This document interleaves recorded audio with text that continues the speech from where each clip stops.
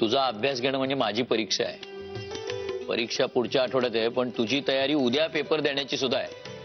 वृंदा, आता आराम कर. जास्त डोक्याला त्रास करून घेऊ नकोस, कळलं? अभ्यास आपला चालू ठेव.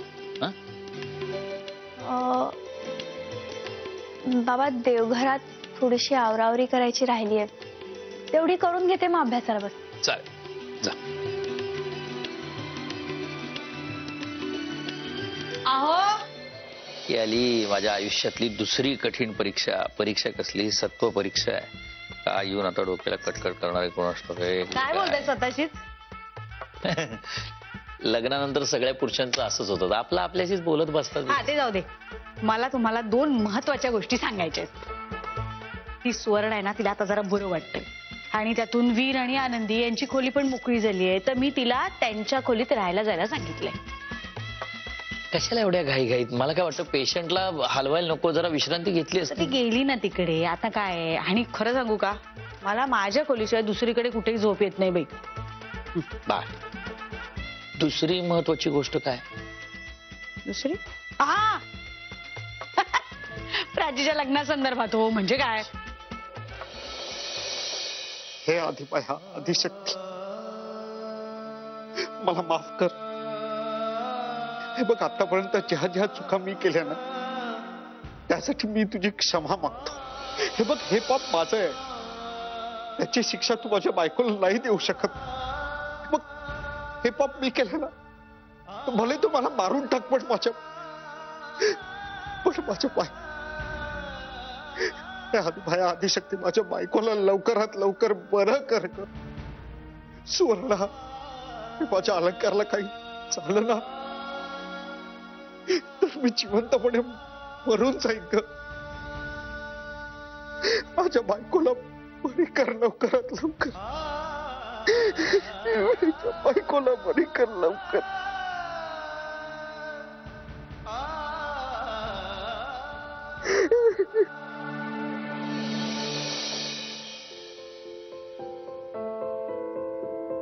प्राची, अगं झालं की नाही मोजून तुझं? हो दादा, 9,923 रुपये. काय? हो, 9,923 रुपये. प्राची, आपल्या हॉटेलचा हा सगळ्यात हायएस्ट गल्ला आहे. हो, मग बघ दादा, मी आज हॉटेलमध्ये आले आणि आपला गल्ला वाढला. मी लकी आहे तुझ्यासाठी. तुझाच पायगुण आहे हा. मग मी रोज येऊ हॉटेलमध्ये? ये की रोज या हॉटेलमध्ये. अरे प्रसाद, मावशीला आवडणार नाही. तिला हे हॉटेल सुरू केलेलं पण आवडलेलं नाही. हो, आणि सतत तिच्या मनासारखं नाही मी वागू शकत. अगं प्राची, मावशी उगाच बोलायचं म्हणून बोलत नाही. शर्मिष्ठा, प्लीज तू यामध्ये पडू नकोस, ओके? ते बघ, मी आणि माझी आई काय ते बघून घेऊ. आणि त्यापेक्षा तू एक काम कर ना, तुझ्या कामामध्ये जरा लक्ष दे, ओके? शर्मिष्ठा, राहू दे, आपण आवरायला घेऊ. चल चल.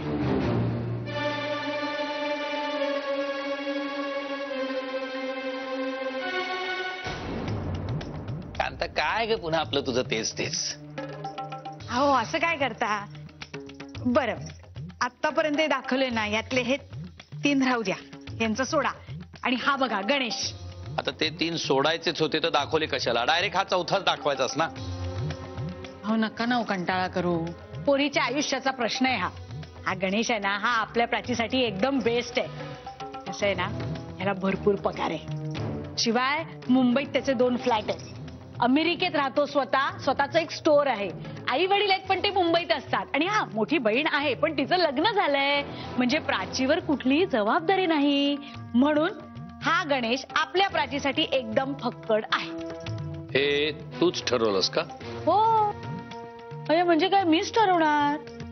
अहो, आईची नजर आहे ही. माझ्या मुलीसाठी काय चांगलं आणि काय वाईट हे इतर कोणीही ठरवू शकत नाही. बघा हो, बघा कसा श्रीमंत, देखणा, रुबाबदार आहे. आणि इंग्रजी सुद्धा फाडफाड बोलतो. हे फोटोवरून कळलं तुला? आहे ना सदानंदराव, हा मुलगा अमेरिकेत राहतो म्हणजे इंग्रजीतच बोलत असणार. बघा ना, त्याच्या चेहऱ्याकडे बघून वाटतंय, कळतंय स्पष्ट की हा फाडफाड इंग्रजीच बोलत असणार. ते काही नाही, आपल्या प्राचीचं मी या गणेशचीच लग्न लावून देणार, म्हणजे प्राचीचं तानबाळ सुद्धा ना इंग्रजीतच रडेल टॅ टॅ करून. बघा हो बघा कसा राजबिंडा दिसतोय हा गणेश. मला वाटतं प्राचीला विचारल्याशिवाय तू कोणताही निर्णय घेऊ नकोस कांता. प्राचीचं मला काहीही सांगू नका, मी आई आहे तिची, वैरीण नाहीये. तेव्हा आता मी ठरवलंय या गणेश बरोबरच प्राचीचं लग्न होणार. आता उद्याच्या उद्या जाते आणि ते वधूवर सूचकवाल्या त्या बाई आहेत ना त्यांच्याशी जरा बोलून घेते. आता तुम्ही तयार राहा सदानंदराव, प्राची आणि गणेशच्या डोक्यावर अक्षता टाकायला.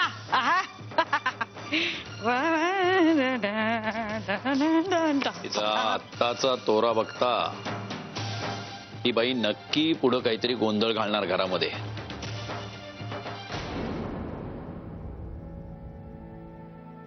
चल प्रसाद, आपण नेहमीसारखं रिक्षाने जाऊया. चला 2 रिक्षा करू. हो, एका रिक्षामध्ये आपण दोघं आणि एका रिक्षामध्ये प्राची आणि पंढरी. अगं असं कशाला करायचं? आपण असं करू, तू आणि मी मुली मुली एका रिक्षातनं जाऊ आणि प्रसाद दादा आणि पंढरी एका रिक्षातनं जातो. मुली मुली एका रिक्षाने? रिक्षावाल्यांनी कुठे नेलं तर? अगं तो कशाला आपल्याला कुठे नेतोय? तू घाबरू नकोस. हे बघ शर्मिष्ठा, मी लहानपणापासून मुंबईत वाढलीये. असं काही होत नसतं. आणि तसंही हे बघ आपल्या रिक्षा तर पुढे मागेच असतील ना, काही प्रॉब्लेम झाला तर फोन पण आहे. नको, आपण नेहमीसारखंच जाऊया रिक्षाने. बरं ठीक आहे, तुला जर इतकीच भीती वाटत असेल तर फार तर फार आपण पंढरीला घेऊया बरोबर. हा, हे म्हणजे तुझं बरंच आहे. आपण तिघे रिक्षाने गप्पा मारत जायचं. त्याचं काय, तो बिचारा एकटाच बोर होईल. बरं ठीक आहे, मी प्रसाद दादा बरोबर गप्पा मारत जाते, तू पंढरी बरोबर गप्पा मारते. ठीक आहे? अगं पण असं का? तसं नको, आपण नेहमीसारखंच जाऊया. तर तुझ्याशी काय गप्पा मारणार आहे? अगं मग तू काय गप्पा मारणार आहेस त्याच्याशी? हे बघ शर्मिष्ठा, प्रसाद माझा भाऊ आहे हा, आणि मी त्याला खूप चांगलं ओळखते. तो काय बोर होणार नाही एकटा रिक्षातनं जायला, उलट बरं वाटेल त्याला. अगं काय भांडताय तुम्ही लहान मुलींसारखे? हा अरे मग ती शर्मिष्ठा, प्राची बोलते ते बरोबर आहे. पंढरी चल रिक्षा बघू आपण.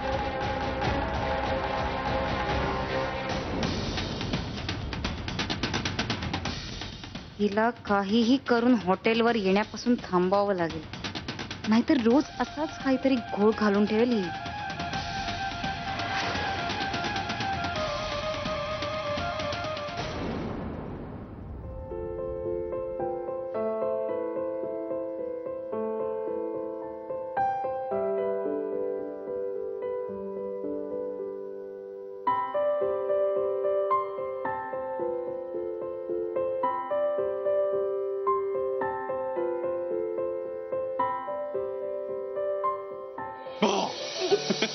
प्रसाद,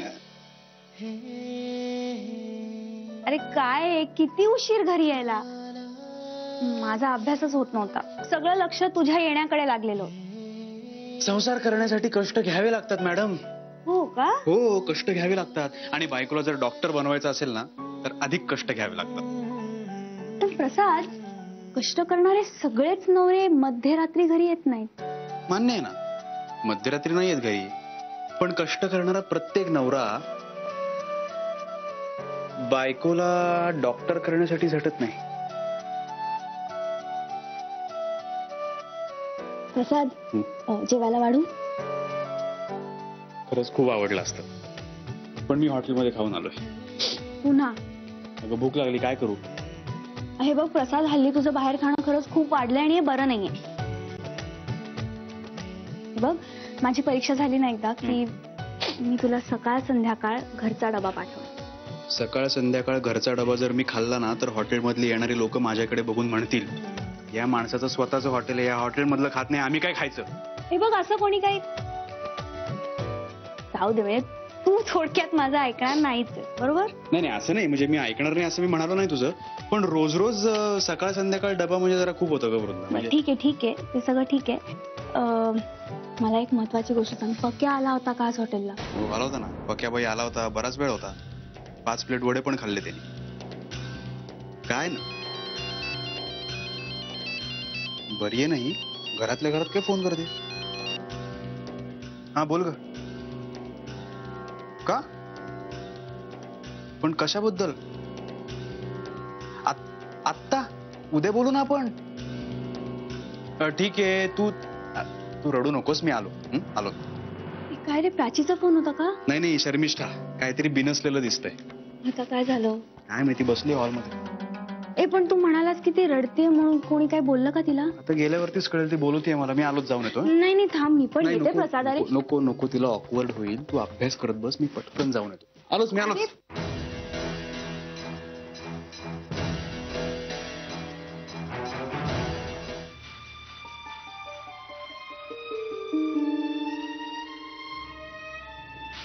मिस्टर, रडायला काय झालं? कोणी काही बोललं का? काही होतंय का तुला? तू जर बोलणार नसशील ना तर मला काहीच कळणार नाही. मला खूप एकटं एकटं वाटते. हे सगळे लोक तुझी फॅमिली आहेत. तुझी आई, तुझी बायको, तुझी बहीण. मग माझं काय? माझं तुझ्या आयुष्यात काहीच स्थान नाहीये का प्रसाद? एवढंच ना, तू म्हणजे प्रसाद, हा जोक नाही. हा माझ्या आयुष्याचा प्रश्न आहे. हे बघ शर्मिष्ठा, तू पहिल्यांदा शांत हो, काही झालेलं नाही. आणि तुझी खरंच मदत होते आम्हाला हॉटेलमध्ये. म्हणजे तू प्रामाणिक आहेस, कष्टाळू आहेस, मेहनती आहेस. तुझ्यासारखी मुलगी हॉटेलमध्ये मिळणं म्हणजे आमचं खरंच मोठं भाग्य आहे. अच्छा, एवढंच स्थान आहे ना माझं तुझ्या आयुष्यात? तुझ्यावर जीवापाड प्रेम केलं प्रसाद. तुला या गोष्टीची कदरच नाहीये. तू मला फक्त तुझ्या हॉटेलसाठी वापरतोयस. तुला फक्त तुझी बायको आणि तुझी बहीण महत्वाची. प्राची मगाशी मला वाटेल ते बोलून गेली. तू तिला काहीच बोलला नाही. तोंडाला कुलूप लावून बसला होतास तू.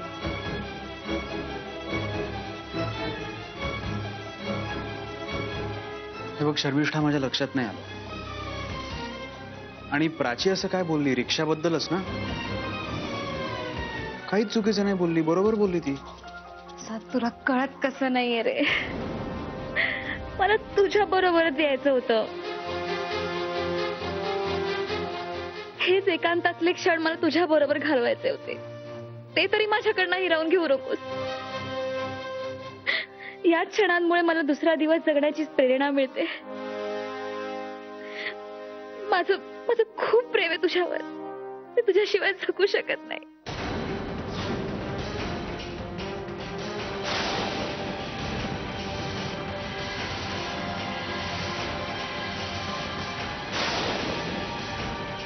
प्रसाद,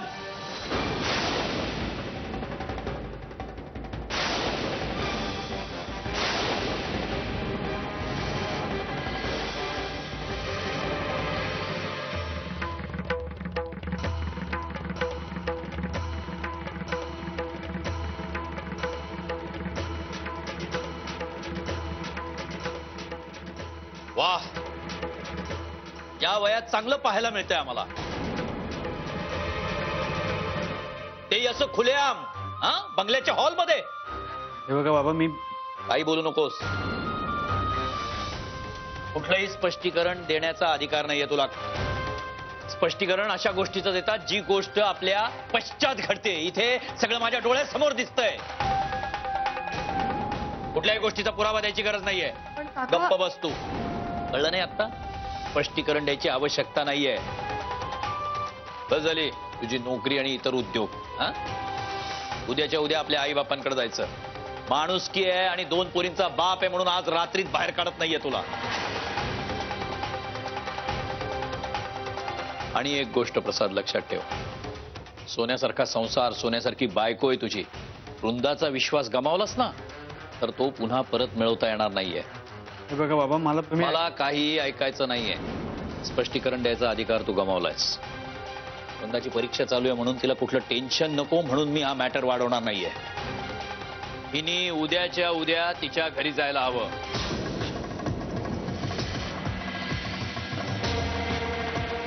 तू तुझ्या खोलीत जा. चल.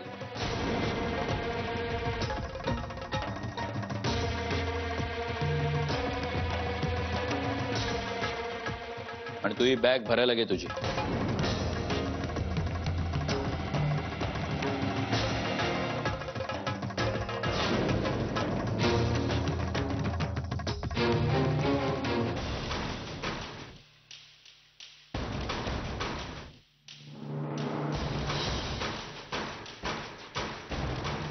प्रसाद काय रे, काय झालं?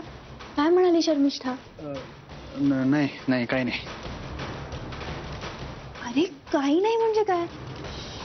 जर काहीच झालेलं नाहीये तर मग तुझा चेहरा का पडलाय? हे बघ काही झालेलं नाहीये. तू तुझा अभ्यास कर. ऐक माझा. माझा अभ्यास नंतर होत राहील प्रसाद. तू आधी मला सांग काय झालंय. हे बघ वृंदा, जे झालंय ते तुला सांगावं की नाही मला कळत नाही. तुझा अभ्यास कर. तुझा जा ना. प्रसाद अरे असं काय झालंय की जे मला सांगायला तुला इतका विचार करावा लागतो? बघ समजा जे झालंय ते जर मी तुला सांगितलं तर तुझ्या अभ्यासावर परिणाम होईल का? नाही मी नाही सांगणार. हे बघ प्रसाद, माझा अंत बघू नकोस. जे काय झालंय ते मला सांग. आणि जर तू आता सांगितलं नाहीस तर मात्र माझ्या अभ्यासावर नक्कीच परिणाम होईल.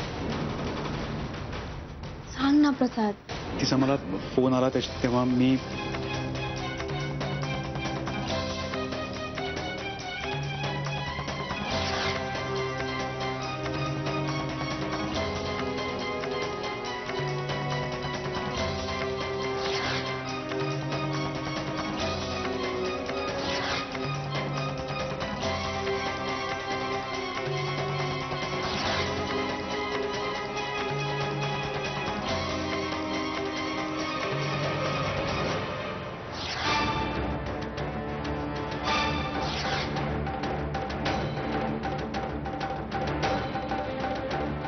प्रसाद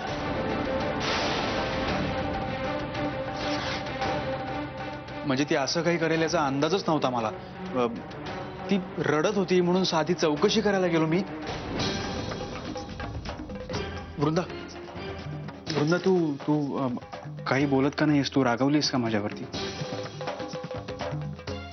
हे बघ प्रसाद, तुला पॅनिक होण्याची अजिबात गरज नाहीये. माझा तुझ्यावर पूर्ण विश्वास आहे.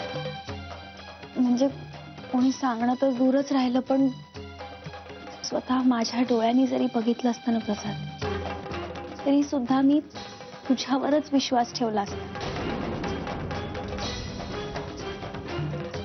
Thanks a lot Vrinda. पण आता बाबा कसं वागतील याचीच धास्ती आहे मला. शर्मिष्ठाला उद्या सकाळी घर सोडून जाण्याचं अल्टिमेटम दिलाय ते.